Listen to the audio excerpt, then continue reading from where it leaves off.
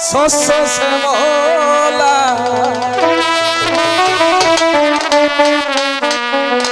বিশ্ব পিতার দেশ আমাদের সোনার বাংলাদেশ সুজলা সফলা শস্য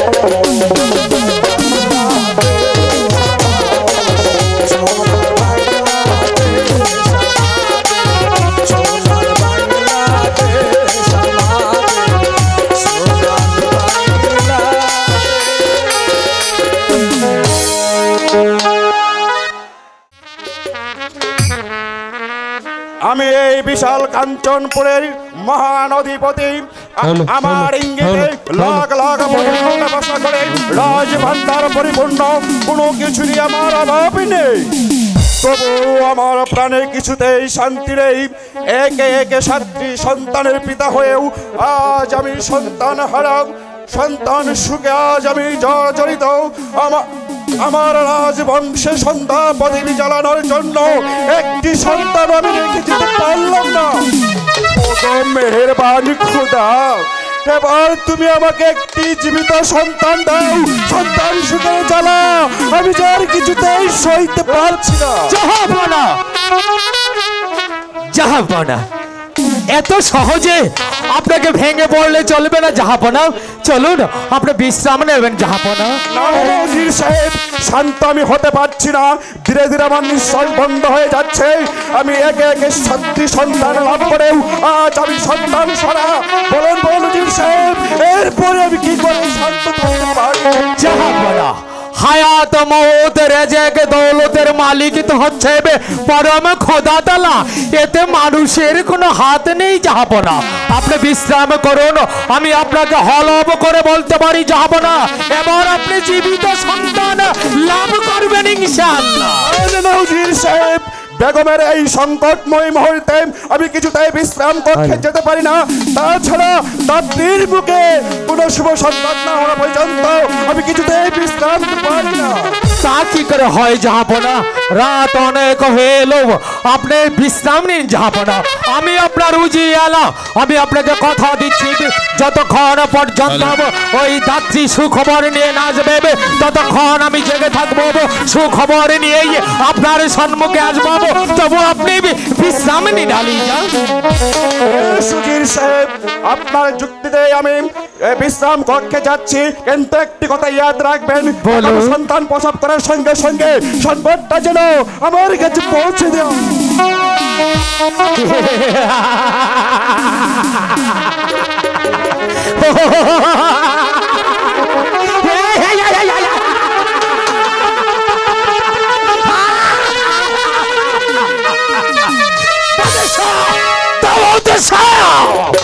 সন্তান সুখে আজ তুমি পাগল, তুমি সন্তানের পিতা হবে, কিন্তু না না না, এই অজির আর সাবদৌলা বেঁচে থাকতে তোমার মনোবাসনা আমি কোনদিন পূরণ হতে দেব না।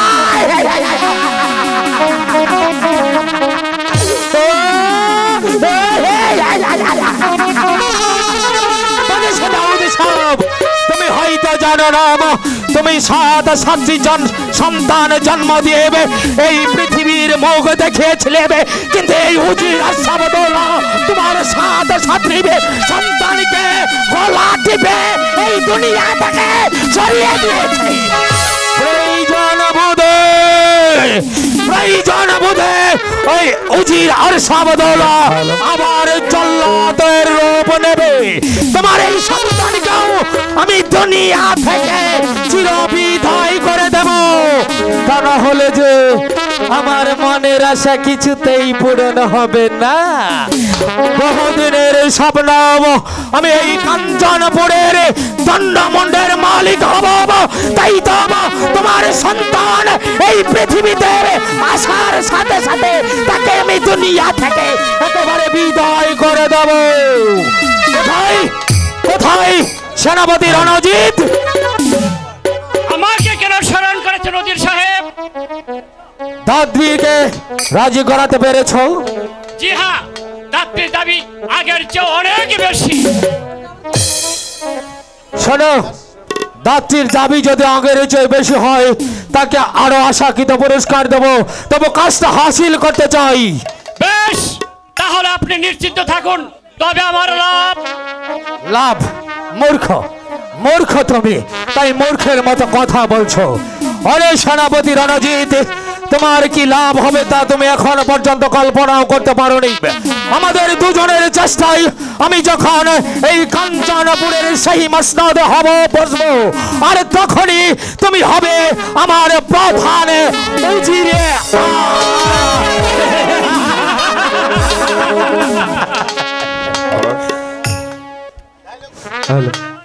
এ হচ্ছে আপনার মেহেরবানি। তাহলে আর বিলম্ব না করে এবার তোমার কাজে তুমি এগিয়ে যাও। আমি বলছিলাম কি, বলো।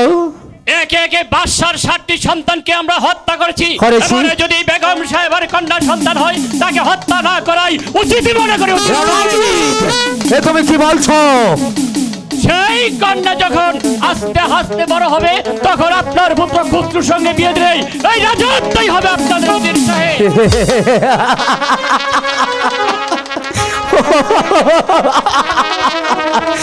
সাব্বাস রণজিৎ, সাব্বাস। এই উজির আর সাবদৌলার সাথে থেকে সত্যি তুমি একটা বেঈমান হয়ে গেছো। তোমার বুদ্ধির তারিফ না করে পাচ্ছি না, তুমি ঠিক বলেছ, কিন্তু যদি ছেলে সন্তান হয়, ছেলে সন্তান হয় তাকেও আমরা হত্যা করব না, কারণ আপনার পরামর্শে আমি বহু পাপ কাজ করেছি। এবার অন্য কৌশলে দেব। কি করে?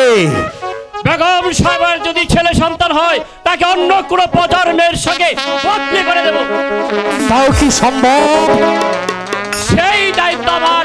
আপনি শুধু নিশ্চিন্ত থাকুন, দেখবেন কেমন কৌশল আমি কাজটি শেষ করে নিয়েছি। তাই করতে হবে সেনাপতি রণজিৎ, তাই করতে হবে, কারণ তোমার বুদ্ধির উপরেই নির্ভর করছে এই উজির আর সাবদৌলার অদূর ভবিষ্যৎ।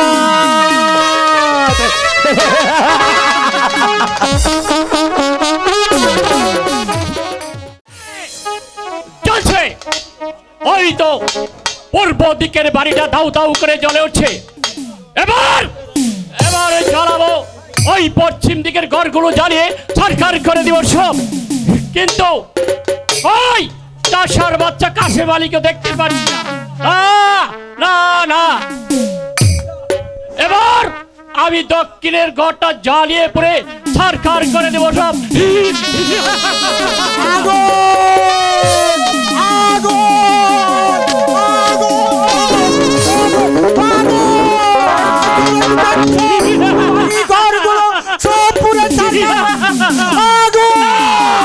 আমি তোর কোনো কথাই শুনতে চাই না, আমি তোর সবকিছু শেষ করে দেবো। আপনারা দুটি পা ধরে বলছি, আপনি আমার সর্বনাশ করবেন। আমি শুনতে চাই না। এবার ওই পাশের ঘরটায় আগুন দিয়ে জ্বালিয়ে পড়ে খার খার করে দেবো সব। না, আপনি এই কথা করবেন না, আপনার দুটি পা ধরে বলছি। এর কারণ ওই ঘরে যে আমার একমাত্র কন্যার সন্তান জন্ম নিয়েছে। তাই নাকি? ওকে আমার প্রয়োজন।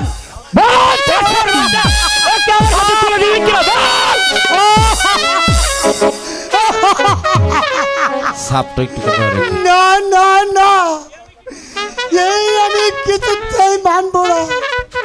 দেবে না।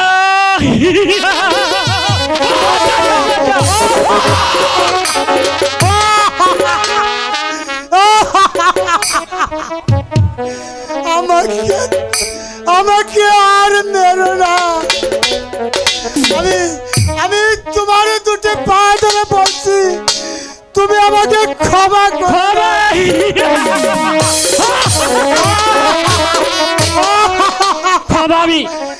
আমি করতে পারি যদি আমার কথায় তুই রাজি থাকি। বলো বলো সেনাপতি, তোমার কি কথা? শোন কাশেম আলী, তোর কন্যা সন্তানের বদলে তোকে যা হবে একটি পুত্র সন্তান, তার সাথে পাবি 1 লক্ষ স্বর্ণ মুদ্রা। বল রাজি, নইলে তোকে তোর কন্যা সম্পর্কে আমি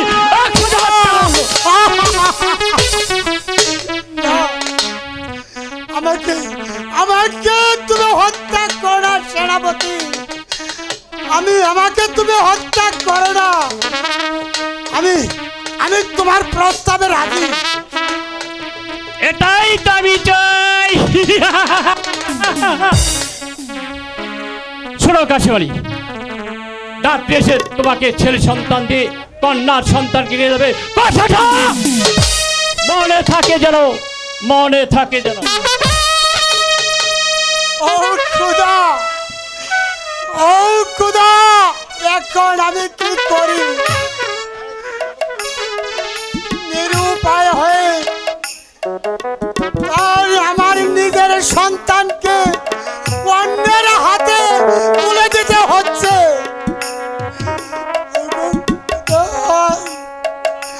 যদি তার হাতে আমার নিজের কন্যার সন্তানকে তুলে দিতে না পারি, তাহলে যে আমাকে হত্যা করবে। তুমি আমার একমাত্র সন্তানকে দেখে রেখো খুদা, দেখে রেখো, দেখে রেখো। সেনাপতি রণজিৎকে পাঠিয়েছে ওই গ্রামে সন্তানটিকে পরিবর্তন করার জন্য, কিন্তু এখন পর্যন্ত রণজিৎ ফিরে আসছে না। তাহলে কি সে তার কাজে ব্যর্থ হয়েছে? ঘুমাচ্ছে না, আমি যেন শুনতে পাচ্ছি কিসের এক অবসঙ্গীত। আজ আমার এমন হলো কেন সাহেব? বলুন, সত্যি করে আপনি বলুন। যাবো না, এ আপনার মনের দুর্বলতা মাত্র। আপনি অযথাই বিচলিত হচ্ছেন। দেখবেন এখনই হয়তো বেগম সাহেবার জীবিত সন্তানের সংবাদ নিয়ে, সুসংবাদ নিয়ে দাত্রী বা কেউ আসবে। যাবো না। সংবাদ শুভ যাবে না। বলো বলো সেনাপতি, কি সেই শুভ সংবাদ? বেগম সাহেবের কন্যা সন্তানের জননী। সুবহানাল্লাহ। ও খোদা, সত্যি তুমি আজ আমার দিকে চোখ তুলে তাকালে আমার কাতর আর্তনাদ সত্যি আজ তোমার কন্যা গোচর হয়েছে। উজির সাহেব, আজ থেকে আমি কন্যা সন্তানের পিতা, তাই এই আনন্দময় মুহূর্তে আমি ঘোষণা করছি আজ থেকে 7 দিনের জন্য আমার রাজকোষ বন্ধ থাকবে। সেই সঙ্গে আর ঘোষণা করছি যে আমার রাজ ভান্ডার থেকে 1 লক্ষ স্বর্ণ মুদ্রা এই কাঞ্চনপুর গরিব প্রজাদের মাঝে আপনি বিলিয়ে দেবেন। তাই হবে জাহাপনা, তাই হবে। আপনার আদেশ আমি যথাযথভাবে পালন করব। আপনার আদেশে মতো 1 লক্ষ স্বর্ণ মুদ্রা এই কাঞ্চনপুরের গরিব দুঃখীর মাঝে আমি বিলিয়ে দেব। কিন্তু বলছিলাম কি জাহাপনা, মেহেরবান খোদা তাআলা যখন আপনাকে একটি কন্যা সন্তান দিয়েছে, শেহজাদির কি নাম রাখা যায়? হ্যাঁ, উত্তম কথা বলেছে উজির সাহেব, আমিও তো তাই বলছি। ওই কন্যার কি নাম রাখা যায় উজির সাহেব? হ্যাঁ, আপনি আমাকে নাম রাখতে বলছেন জাহাপনা। আপনি যখন আমাকে নাম রাখতে বলছেন, তাহলে আমি বলছিলাম কি বাদশাহ দাউদ শাহর একমাত্র কন্যার নাম হবে শেহজাদি মালা। মালা, বাবা চমৎকার নাম হয়েছে উজির সাহেব। আপনি সমস্ত রাজ্যময় ঘোষণা করে দিন যে নবাব দাউদ শাহ আজ থেকে কন্যা সন্তানের পিতা, আর সেই কন্যা সন্তানের নাম হচ্ছে শেহজাদি মালা। সেনাপতি রণজিৎ, সত্যি তোমার বুদ্ধির প্রশংসা না করে আমি পাচ্ছি না। কিন্তু এই কাজটি তুমি কেমন করে করলে? বেগম সাহেবার কুল থেকে ওই সন্তানটি কি করে নিলে? আর যার কাছে ওই ছেলে সন্তানটি রেখে কন্যা সন্তানটি নিয়ে এসেছ, তার নাম কি? খুবই গরিব, অর্থের লোভে নিঃসন্তানকে আমার হাতে তুলে দিতে বাধ্য হলো। কোথায় সেই সেনাপতি আমার বকশিস পাবে? তার পূর্বে কি পেয়েছো তোমার পুত্র সন্তান? পেয়েছি মশাই, পেয়েছি। যাত্রীমা নিজের হাতে আমাকে তুলে দিয়েছে। কিন্তু আমি যে ভাবছি ওদের নবাব পুত্র আর আমি, এ নিয়ে তোমাকে ভাবতে হবে না। এখন থেকে এই নবাব পুত্র থাকবে তোমার কাছে, আর তোমার কন্যা থাকবে বেগম সাহেবের কাছে। কিন্তু সন্তান, আমাদের ষড়যন্ত্রের কথা যদি কোনোদিন ফাঁস হয়ে যায়, তাহলে কারো কাছে কিন্তু মাথা থাকবে না। অতএব সাবধান। আমি আপনার প্রস্তাবে রাজি আছি। সাবাস, ঠিক বলেছে।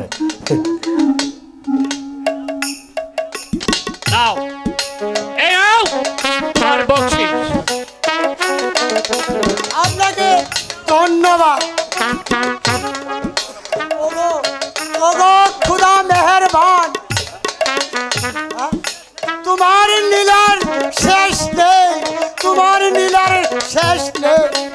তাই তো আমি নিজের কন্যাকে আমি পরের হাতে তুলে দিলাম। তুমি আমার একমাত্র কন্যাকে দেখে রেখো খুদা, তুমি দেখে রেখো, দেখে রেখো।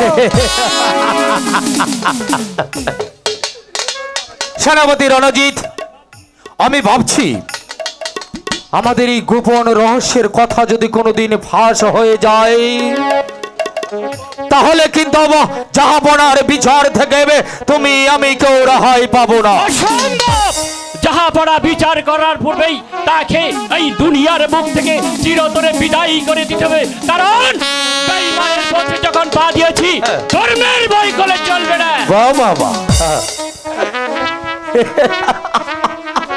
সত্যি সত্যি রণজিৎ, তোমার বুদ্ধির তারিফ না করে আমি পাচ্ছি না। তোমাকে আমার সাথে পেয়েছি বলেই আমি এই কাজটা হাসিল করতে পারলাম। শোনো রণজিৎ, একটা কথা ইয়াদ রেখো, পুনরায় আমি তোমাকে সাবধান করে দিয়ে যাচ্ছি, আমাদের এই গোপন রহস্যের কথা যেন কোনোদিন ফাঁস না হয়।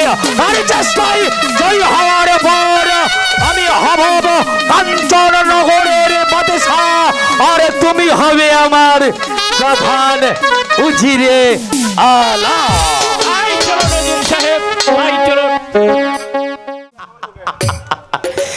এই তো এই তো কাঞ্চননগরে মসনদে বসার পথ আমার একেবারে পরিষ্কার হয়ে আছে, কিন্তু পথের কাটা হচ্ছে ওই শালা রণজিৎ।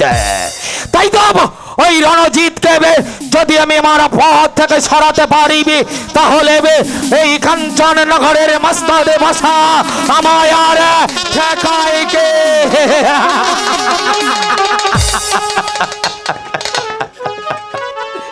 সেনাপতি রণজিৎ, তুমি উজির হওয়ার আশায় একেবারে পাপের সাগরে গা ভাসিয়ে দিয়েছ। এই উজির আর সাবদৌলার সাথে হাত মিলিয়েছ, কিন্তু তুমি এখনো জানো না এই উজির আর সাবদৌলার মাথায় কত উজির সাহেব, উজির সাহেব,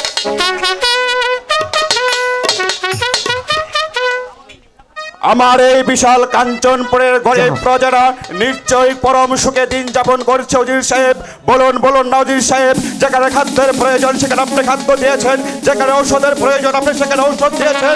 আমার রাস্তা মধ্যে পুরো গন্ডগোল হচ্ছে। আপনি কি বলছেন জাহাপনা? আমি আপনার বিশ্বস্ত উজির আলাম, আপনার কথা মতো প্রতিদিন এই সারা রাজ্যময় প্রজাদের ঘরে ঘরে আমি যাই। যেখানে খাদ্যের প্রয়োজন সেখানে খাদ্য বিলিয়ে দেই, যেখানে বস্ত্রের প্রয়োজন সেখানে বস্ত্র বিলিয়ে দেই, যেখানে ঔষধের প্রয়োজন সেখানে ঔষধ বিলিয়ে দেই। যে সকল প্রজাদের ঘর বাড়ি ভেঙে তছনছ হয়ে গেছে তাদের ঘর বাড়ি আমি পুনরায় নির্মাণ করে দেই জাহাপনা। কিন্তু জাহাপনা, বলুন উজির সাহেব, কি হয়েছে? গোস্তাকি মাফ হয় জাহাপনা, আমি একটা কথা বলতে চেয়েছি। হ্যাঁ বলুন উজির সাহেব। আজ কিছুদিন যাবত আমি লক্ষ্য করছি এই কাঞ্চনপুরের প্রজারা কেমন বিদ্রোহ করছে। মানে তাদের মাঝে অনেকেই বলছে সেনাপতি রণজিতের নাকি রাজ্য পরিচালনা করতে পারছে না, মানে তার শক্তির অক্ষমতা দেখা দিয়েছে। এর কারণ কি উজির সাহেব? তার দৈহিক দুর্বলতা জাহাপনা। অর্থাৎ সে বৃদ্ধ হয়েছে, তার বয়স হয়েছে, অস্ত্র চালনায় সে পারদর্শী নয়, তাই প্রজারা বিদ্রোহ করছে জাহাপনা। আপনার কথাগুলো বেশ আজ আমাকে ভাবিয়ে তুলেছে। রাজসৈন্যরা যদি তার বশ্যতা মেনে না নেয় তাহলে আমার রাজ্য চলবে কি করে? জাহাপনা, আমার কথা যদি বিশ্বাস না হয় আপনি সেনাপতি রণজিৎকে ডেকে জিজ্ঞেস করে দেখুন জাহাপনা। হ্যাঁ, প্রয়োজন আমি তাই করবো। এই কে আছিস? সেনাপতি রণজিৎ সিংকে রাজদরবারে পাঠিয়ে দে। আমায় কেন স্মরণ করছে জাহাপনা? উজির সাহেবের মুখে শুনতে পারলাম প্রজারা নাকি আপনার বিরুদ্ধে, আপনার বশ্যতা মেনে চলছে না, তারা নাকি আপনার বিরুদ্ধে বিদ্রোহী হয়ে উঠেছে। এর কারণ কি? জানাব, আপনার দৈহিক দুর্বলতা। এ সম্পূর্ণ মিথ্যে কথা জাহাপনা। এই হচ্ছে উজির সাহেবের পরিকল্পিত কথা। আমি বৃদ্ধ হলেও আমার বাহুতে এখনো এমন শক্তি আছে যে তরবারি দণ্ডে পড়ে সেই তরবারি ফেলাতে পারে না। বিশ্বাস না হয় আমি শক্তির পরীক্ষা দিত না। হ্যাঁ হ্যাঁ, আমি তাই করব। এই কে আছিস? উজির পুত্র খসরু। জাহাপনার জয় হোক। আমায় কি জন্য স্মরণ করেছেন জাহাপনা? খসরুর সঙ্গে তোমাকে অস্ত্র চালাতে হবে। আমি দেখতে চাই সেনাপতি রণজিৎ বা অথবা তোমার বাকার বা তোমার শক্তি। জাহাপনা, আপনার অনুমতি যদি আমি পাই তাহলে ওই সেনাপতি রণজিৎ দূরের কথা, ওর মতো 10টা সেনাপতির সাথে লড়াই করে তার প্রমাণ দেখানো। একটা বাঘের বাচ্চা।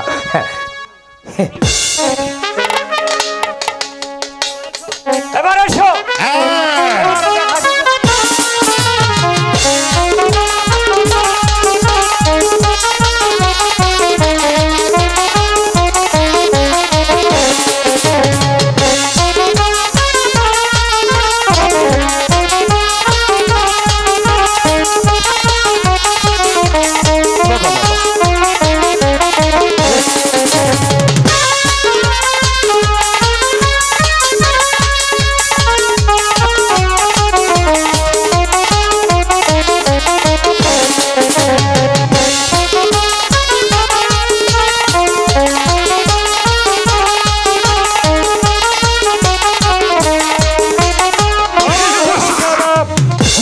পতাকার হাতে তুলে নিন সেনাপতি মশাই। তা হয় না জাহাপনা, যে হাত থেকে এই তরবারি খসে পড়েছে সেই হাত দিয়ে আপনার দেওয়ার সম্মানিত তরবারি আমি কোনোদিন স্পর্শ করবো না। তাহলে আপনার চাকরি ইস্তফা দিয়ে এই প্রাসাদের বাইরে চলে যাব, সেখানে সাধারণ প্রধান নাই জীবন ধারণ করব, তবু পরাজয়ের গাড়ি হয়ে আপনার সেনাপতিত্ব করবো না জাহাপনা। সেনাপতি মশাই পিছু ডাকবেন না জাহাপনা, আপনিও সাবধান হয়ে যান যে চক্রান্তের শিকার হয়ে এই রাজপ্রাসাদ ছেড়ে চলে যাচ্ছি, সেই চক্রান্তের জালে দেব আপনাকেও। হ্যাঁ হ্যাঁ, চক্রান্ত চক্রান্ত আমি জেনে শুনেও মুখ ফুটে বলতে সাহস পাচ্ছি না জাহাপনা। উজির সাহেব জাহাপনা সেনাপতির কথাগুলো যেন বেশ আমাকে ভাবিয়ে তুলেছে। বলুন বলুন উজির সাহেব, এই কিসের ইঙ্গিত? জাহাপনা অযথাই আপনি বিচলিত হচ্ছেন। উজির সাহেব, এই উজির আসাবদলার কথা আপনি বিশ্বাস করুন। সেনাপতি রণজিৎ আমার গুণধর পুত্র খসরুর সাথে পরাজিত হয়ে পাগলের পলাব বকছে জাহাপনা। আপনি বিচলিত হবেন না জাহাপনা। জাহাপনা আমি বলছিলাম কি জাহাপনা, মানে সেনাপতির পদ তো আর শূন্য রাখা যায় না, তাই বলছি এই রাজ্যে আমার গুণধর পুত্র খসরুর মতো বীর যোদ্ধার কেউ নেই জাহাপনা। তাই দয়া করে যদি আমার পুত্র খসরুকে এই রাজ্যের প্রধান সেনাপতি করে নিতে না লিজা। আপনার যদি ভালো মনে হয় বেশ আপনি তাই করুন, এতে আমার কোনো আপত্তি নেই। এ আপনার মেহেরবানি জাহাপনা, এ আপনার মেহেরবানি।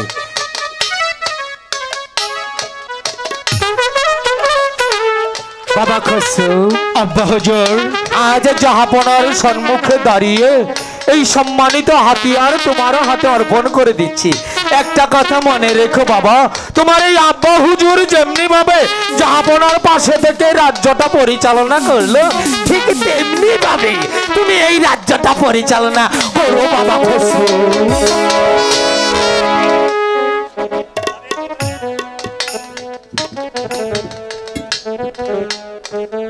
আব্বা হুজুর, আপনি যখন জাহাপনার সম্মুখে দাঁড়িয়ে জাহাপনার এই সম্মানিত দরবারে আমার হাতে তুলে দিয়েছেন, তখন আমি এই দরবারে বর্ষ করে প্রতিজ্ঞা করে বলছি, জাহাপনার ইজ্জত রক্ষার্থে আপনার পুত্র জান দেবে, তবু ইজ্জত দেবে না, ইজ্জত দেবে না।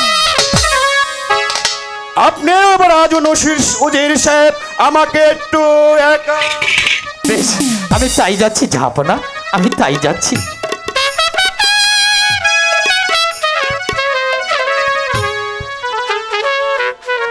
সেনাপতি যেন কিসের এক ইঙ্গিত দিয়ে গেল। তাহলে কি এই নবাব মহলে কোন ষড়যন্ত্র চলছে? ওগো মেহেরবান খোদা, আমি ন্যায় বিচারক, আমি সর্বদাই ন্যায় বিচার করে থাকি। বিচারে যদি আমি কোনো ভুল করে থাকি তাহলে তুমি আমাকে ক্ষমা করো খোদা, তুমি আমাকে ক্ষমা করো। একা একা রাজসভায় কি ভাবছেন জাহাপনা? ভাবছি অনেক কথাই বেগম, থাক এই সব কথা। জানো বেগম, অনেকক্ষণ হলো আমার মা মালাকে দেখতে পাচ্ছি না। জানো বেগম, আমার নয়নের মণি, আমার একমাত্র কন্যা মালাকে যদি আমি দেখতে না পাই, সারা দুনিয়াটা যেন আমার কাছে অন্ধকার। তাই তো খোদার দরবারে হাজার হাজার শুকরিয়া। অনেক সাধনার পর মালার মতো মেয়ে আমাদের ঘরে জন্ম নিয়েছে জাহাপনা। তুমি ঠিকই বলেছো বেগম, সত্যি আল্লাহ তাআলা যেন আমাকে একটি সন্তান দিয়ে আমাকে আটখুরুর পথ থেকে রক্ষা করেছে। মা, মা গো, মা তুমি এসেছো? ওই তো মাঠের পাশে কুঞ্জবনে আমি একটু বেড়াতে যাব। বেড়াতে যাবে? হ্যাঁ মা, আমাকে তুমি হাসি মুখে বিদায় দাও। না মা, আমি তোমাকে একা যেতে দেব না। সে কি কথা মা, হঠাৎ করে তুমি এই কুঞ্জবনে যাবে কেন? পিতা, আমার যে বড় সাধ হয়েছে পিতা, আমাকে আমাকে হাসি মুখে বেড়াতে দাও। আমি যাব আর আসবো।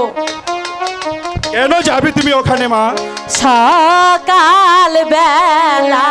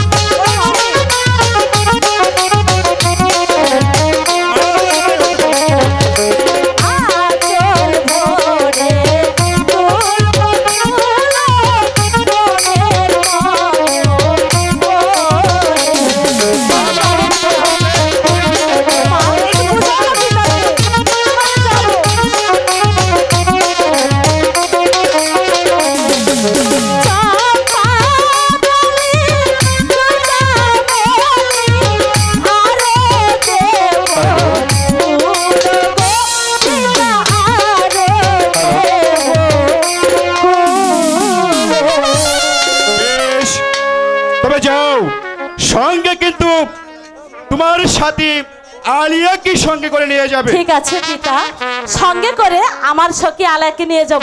এই তো আমার লক্ষ্মী পিতা, আমার লক্ষ্মী মা। আমি গেলাম কিন্তু, তাড়াতাড়ি চলে আসবে কিন্তু।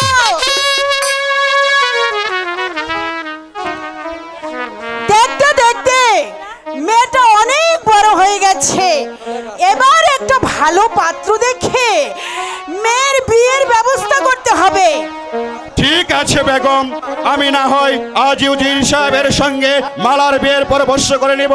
এবার চলো আমরা দুজনে বিশ্রাম কক্ষে। তাই চলুন জাহাপনা, তাই চলুন।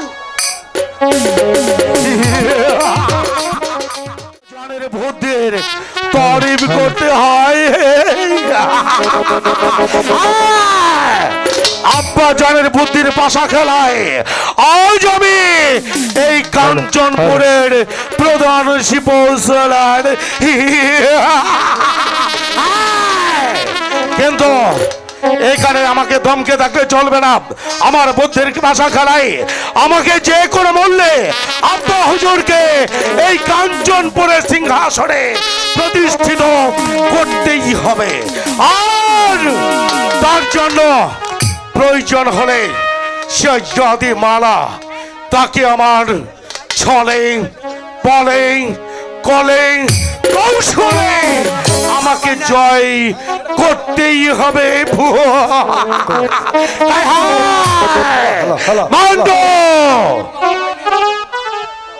যে হুজুর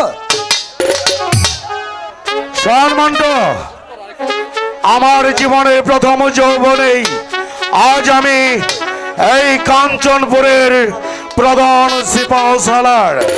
আর তুই হলি আমার একান্ত সহচর। আপনার মেহেরবানি হুজুর। হ্যাঁ মান্ত, হুজুর একটি কথা মনে রাখবে, বলেন হুজুর। আজ থেকে তোকে আমি আদেশ করছি, ঐশ্বর্যাদি মালা কখন কোথায় যায়, কার সাথে মেশে, সব খবর তোর নখদর্পণে দেখা যায়। সব সময় ঐশ্বর্যাদি মালাকে আমার কথা বলবি। ঠিক আছে হুজুর, তা আমি ঠিক কথাই কব হুজুর। কিন্তু কি হয়েছে? শাহজাদি মালা যে আপনার কথা শুনতেই পারে না। আমি কোনো কথা শুনতে চাই না। আমি যা বলেছি আমি দাদাই করে নেবই। ওই শাহজাদি মালাকে আমার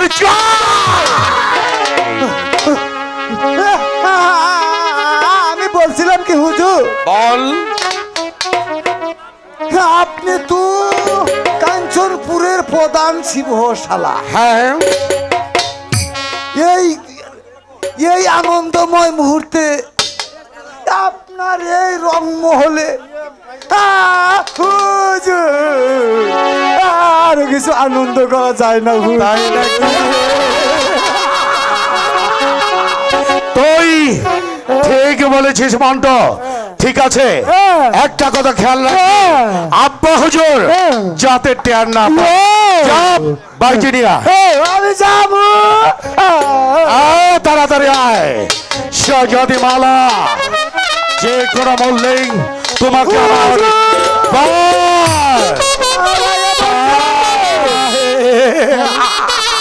যেন একেবারে আসমান কা হরি নাচো। লাফা লাফা লাফা লাফা লাফা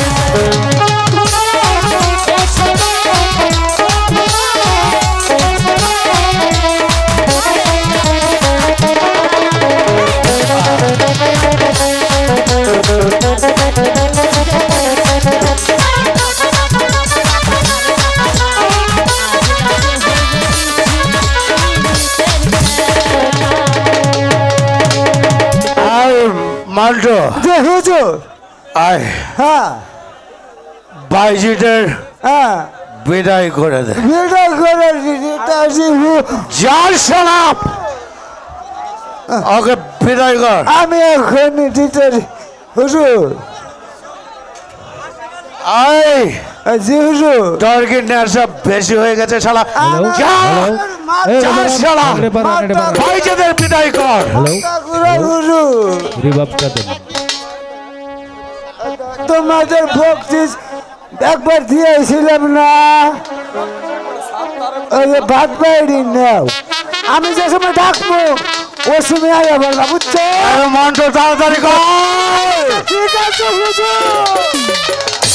আর শোন হুজুর আমি তোকে যা বলেছি সব কিছু কিন্তু তোর ঠিক মনে রাখা যায়। ঠিক আছে এবার চল, হয়তো আব্বা হুজুর এখনই চলে আসবে, আমাদের এখান থেকে পালাতে হবে। হুজুর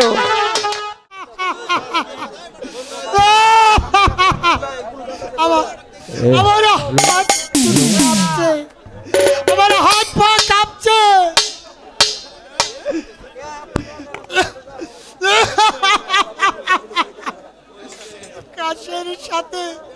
কাশের সাথে রক্ত আসছে। মনে হয় মৃত্যু আমাকে হাত ছাড়িয়ে দিয়ে ডাকছে। আমি বুঝি আর বাঁচবো না, কিন্তু এই মুহূর্তে আমার বাবা মতিকে দেখতে পাচ্ছি না। এই পৃথিবীতে মতিকে দেখার মতো কেউ রইল না। মতি, বাবা মতি। আচ্ছা বাবা, আচ্ছা পিতা, পিতা গো, কি হয়েছে?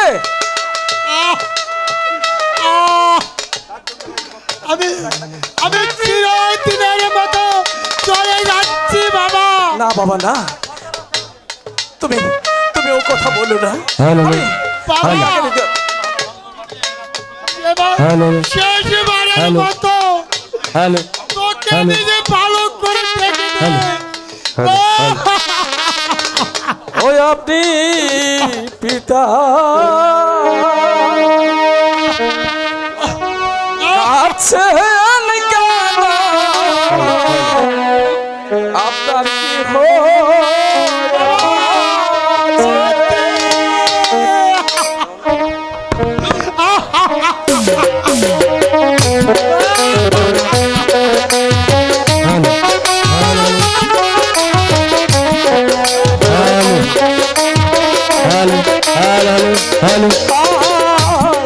হ্যালো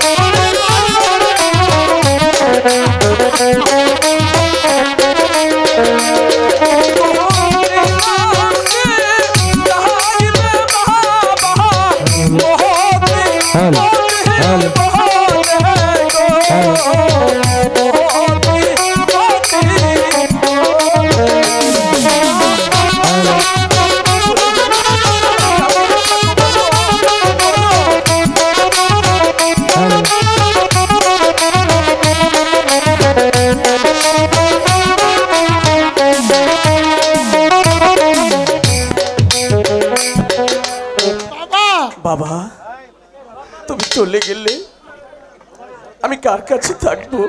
আর আমি কাকে পিতা বলে ডাকবো? কাঁদিস রে বাবা। আমি যে চলে গেলেও আমার এক বন্ধু আছে, সেই পাহাড়ি সরকার বাবা। ছুটে ছুটে আমি তার হাতে তোকে তুলে দিয়ে যাব বাবা। তাহলে যে আমার কোনো দুঃখ বাবা না না বাবা না, তুমি ও কথা বলো না। তোমার কিচ্ছু হবে না, তোমাকে আমি কোনোদিন কোনোভাবে মরতে দেব না। তুমি মরে গেলে আমি যে বাঁচবো না বাবা। বাবা, মানুষ চিরকাল বেঁচে থাকে না বাবা। আমার মন বলছে আমার মৃত্যুর কালে আমার বন্ধুর সাথে দেখা হবে। অনেক দিন হলো বন্ধুর বাড়ি যাই না, বন্ধুকে দেখতে পাই না। বন্ধু বাড়ি আছো? বন্ধু কি বন্ধু এই অবস্থা? তোমার কি হয়েছে বন্ধু? তুমি সবকিছু আমাকে খুলে বলো বন্ধু, তোমার কি হয়েছে? বন্ধু আমি আর কোথায় বাঁচবো না বন্ধু। না বন্ধু না, আমি তো আগে কিছু হতে দেব না, আমি তো আগে বাঁচাবো বন্ধু। পারবে না রে বন্ধু, পারবে না, আমাকে বাঁচাতে পারবে না। আমার মৃত্যুর সময় বাবা তোর কাছে বাবা আমার একটি অনুরোধ, আমার মতিকে তোর হাতে তুলে দে। বন্ধু না, তাকে তুমি নিজের ছেলের মতো তুলে দে।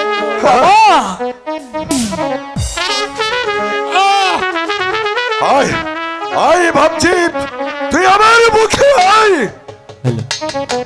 পিতা। মতি বাবা।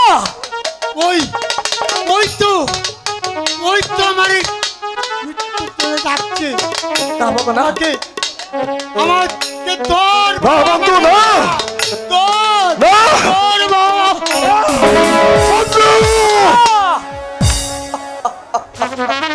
কথা বলো বন্ধু, কথা বলো। তোমার কি হয়েছে বন্ধু? তুমি কথা বলো। আরে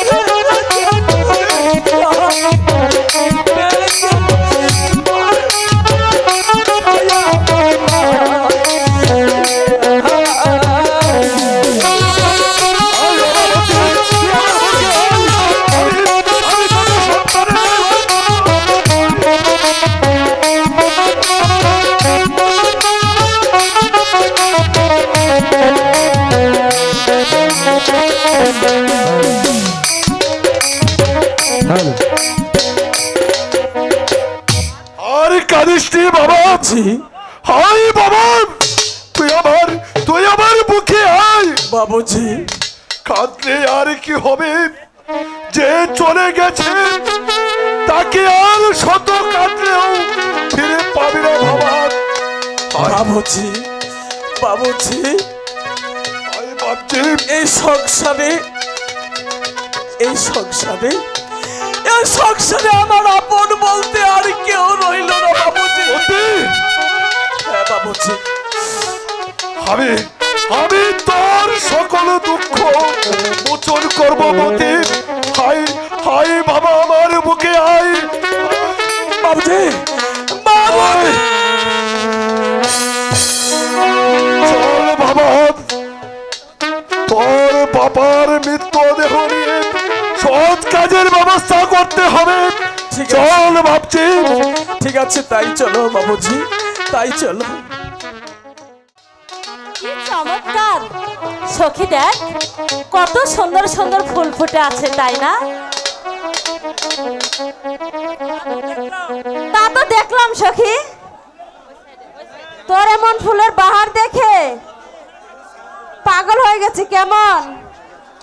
সত্যি বলছিস, এত সুন্দর ফুল দেখে যে কেমন ভালো লাগছে বল। কি বা সুন্দর কুঞ্জ বন দেখতে লাগে ভালো।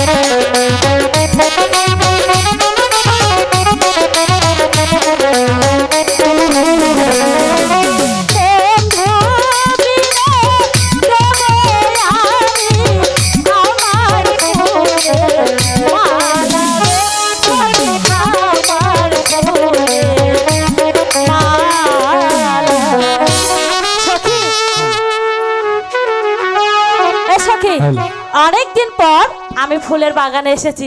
চল আঁচল ভরে আমরা ফুল তুলবো।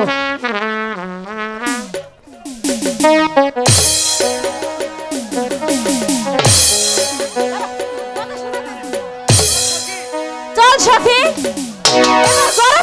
যাবো তো, চল অনেক চল নিয়েছি।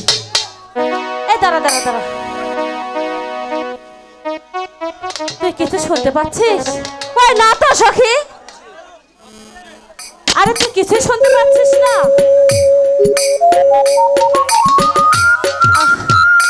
বাঁশির সুর শুনে মনটা কেমন জুড়িয়ে যাচ্ছে বল। এ সখী, কি বলছো সই? হ্যাঁ সই,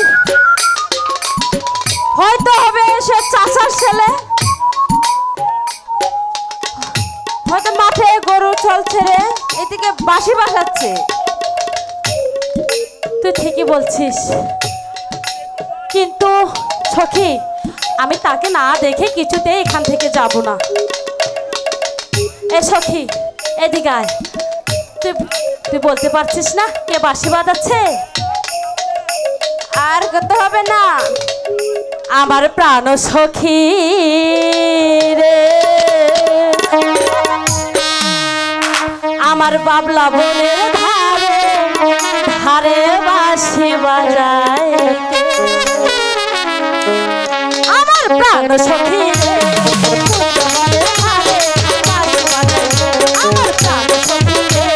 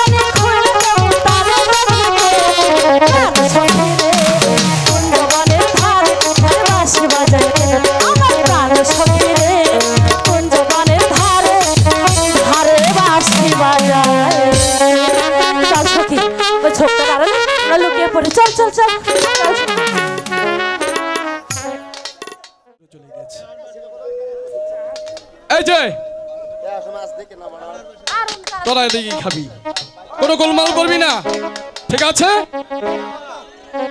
আর এই যে সাদা বলদ, তোমাকে বলছি ওদিকে যে ওদের সাথে তুমি কিন্তু ঝগড়া করবে না, ঠিক আছে?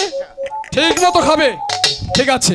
এই সময় ওরা যখন সুন্দরভাবে ঘাস খাচ্ছে, ও সময়ে ওই গাছতলায় বসে আমি বাঁশিটি বাজিয়ে নি। হ্যাঁ,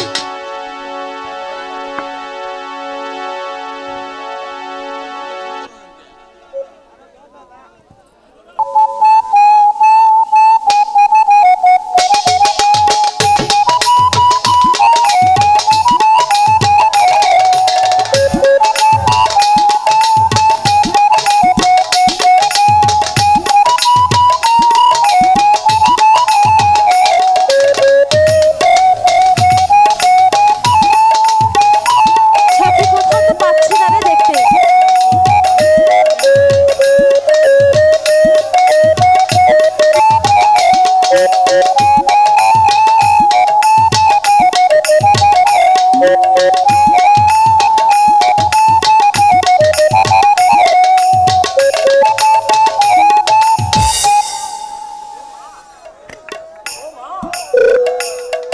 মা, চাষের ছেলের এত সুন্দর রূপ। সখী, আমি যার স্থির থাকতে পারছি না রে। এই সখী, এদিকে আয়।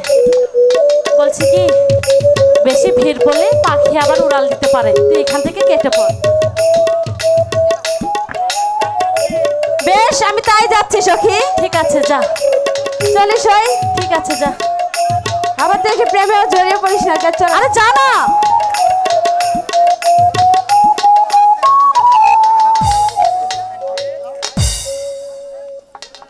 এ কি, তুমি বাঁশি বন্ধ করলে কেন? বাজাও, আমি প্রাণ ভরে তোমার বাঁশির সুর শুনবো। তোমার বাঁশির মধুর সুরে আমাকে যে কুঞ্জবনে টেনে এনেছে। না না, তুমি কি? না না, আমি যাই। আরে আরে, তোমাকে তো আমি এমনি এমনি যেতে দেব না। তাহলে তুমি কিছু বলবে? বাঁশির সুরে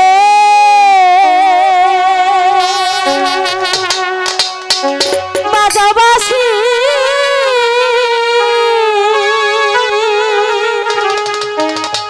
কুঞ্জবনে বৈশা।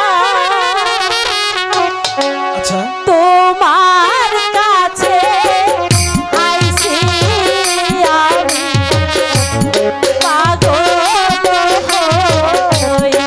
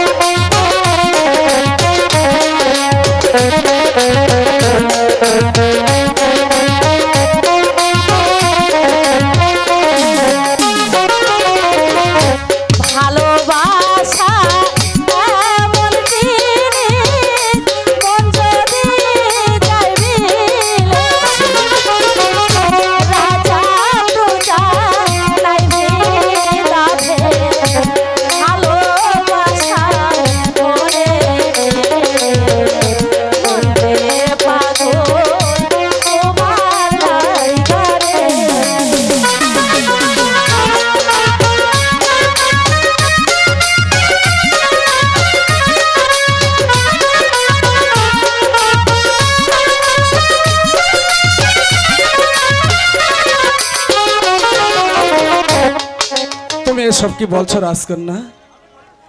আমি এক গরিব মূর্খ আর তুমি হলে রাজার মেয়ে। তোমার সাথে আমার ভালোবাসা কোনো দিন হতে পারে না। কেন হতে পারে না বন্ধু?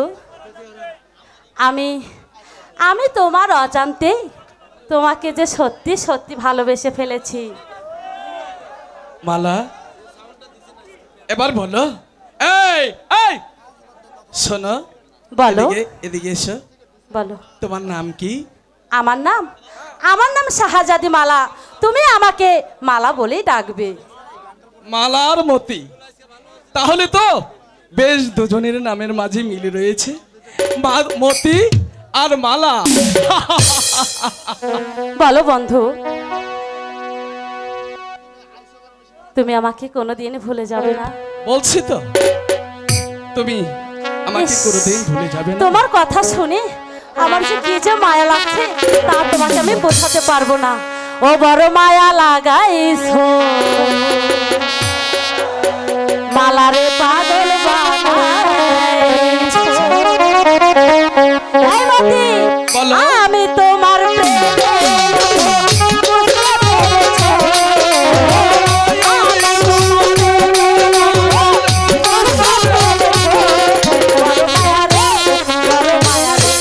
বড় মায়া রে মায়া রে মায়া রে মায়া রে মায়া লাগাইছো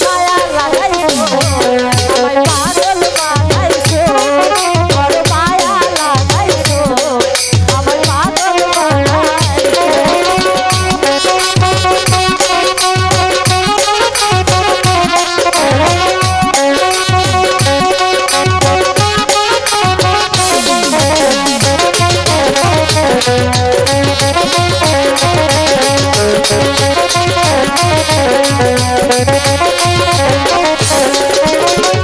আমি তোমার ভালোবাসিয়া জীবন যৌবন দিলাম উজাড়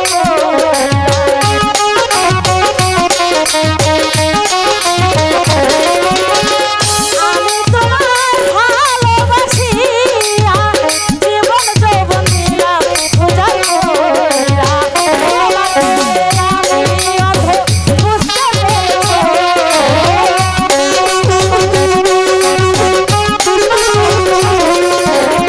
তোমার প্রেমে আমি অন্ধ বুঝতে পেরেছো। বড় মায়া রে বড় মায়া রে মায়া রে মায়া রে মায়া রে মায়া লাগাইছো আমায় পাগল বানাইছো। বড় মায়া লাগাইছো আমায় পাগল বানাইছো।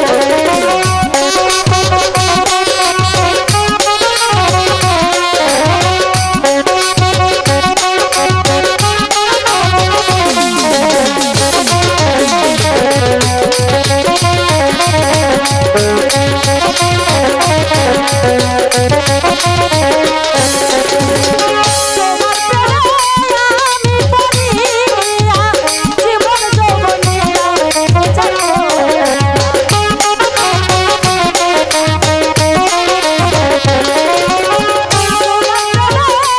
আমি পড়িয়া জীবন যৌবন দিলাম উজাড় তোমায় আমি ভালোবাসি বুঝতে পেরেছো।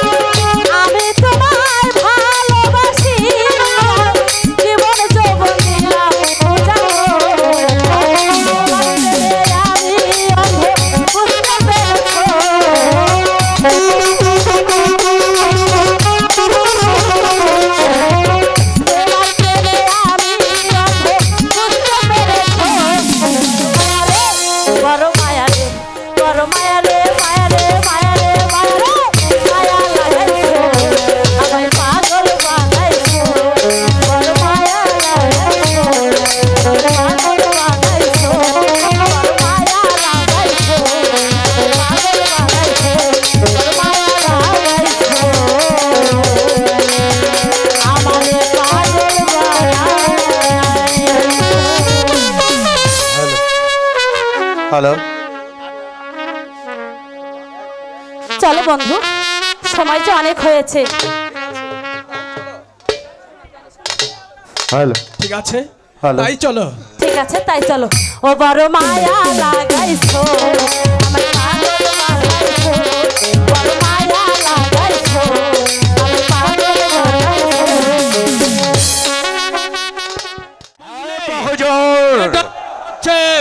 রাজনীতির খেলা।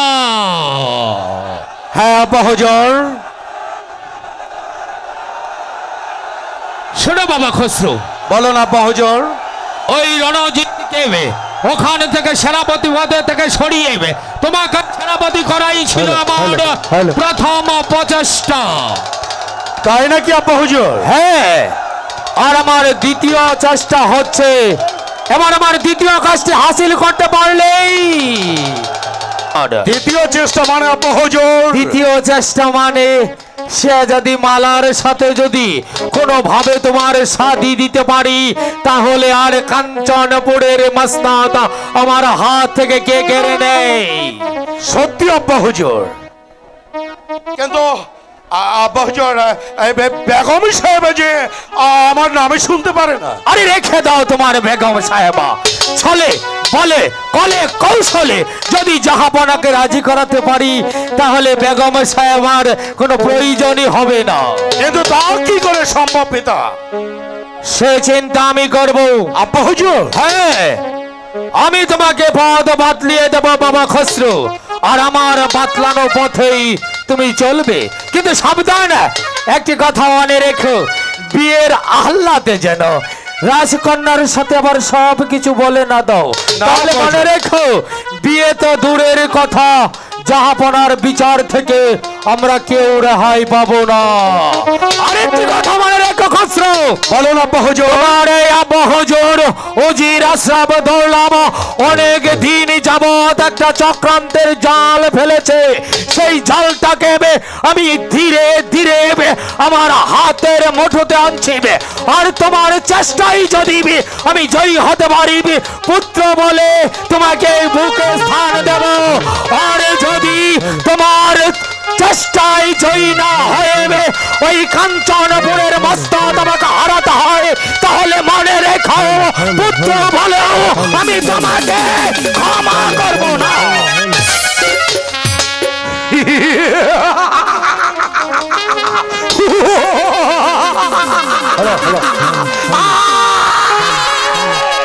সত্যি আব্বা জানের বুদ্ধির তারিফ করতে হয়, কিন্তু ঐশ্বর্যাদি মালা সে যে আমার সাথে কথাই বলতে চায় না।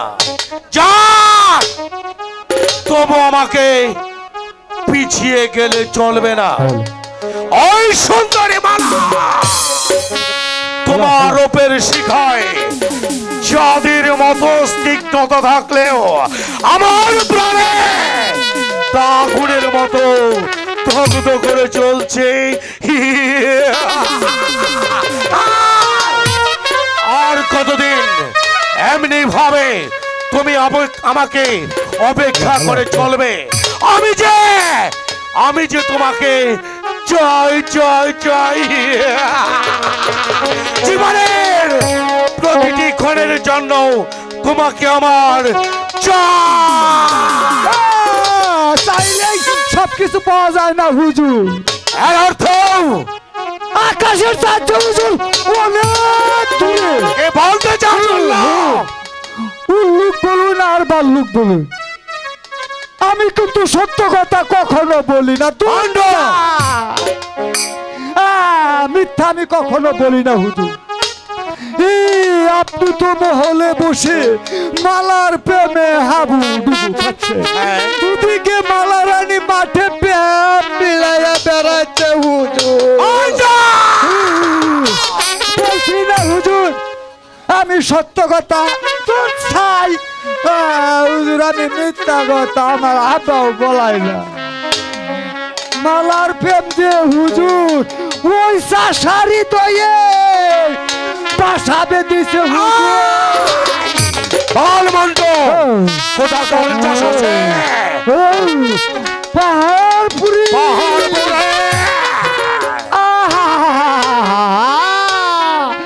দেখতে ঠিক রাজপুত্রের মতন হুজুর। তার বাঁশির সুর শুনলে আহারি আমারই তো পরাণ উড়ে যায় হুজুর। তাহলে মন্টু মালা ওর কাছে প্রতিদিন যাই হুজুর। এই আমি সচক্ষে চাই, আমি একেবারে সচক্ষে দেখেছি হুজুর। আচ্ছা আমিও দেখে নিতে চাই ওই চাষার বাচ্চা কত বড় সাহস, সে কিনা আমার এই কামনার ফুলকে হাতে তুলে নিতে চায়। আমি ওই চাষার বাচ্চাকে খুন করে ফেলবো।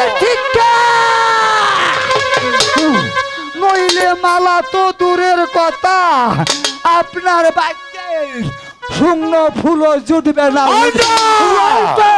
তুই যখন বলেছিস মালা প্রতিদিন ওই কুঞ্জমনে চাষার ছেলের সাথে মেলামেশা করে, আমি তার স্বচক্ষে দেখতে চাই। আর চল আমার সাথে, তুই আমাকে দেখিয়ে দিবি। যদি মিথ্যে হয় তাহলে তোকে আমি খুন করে ফেলবো।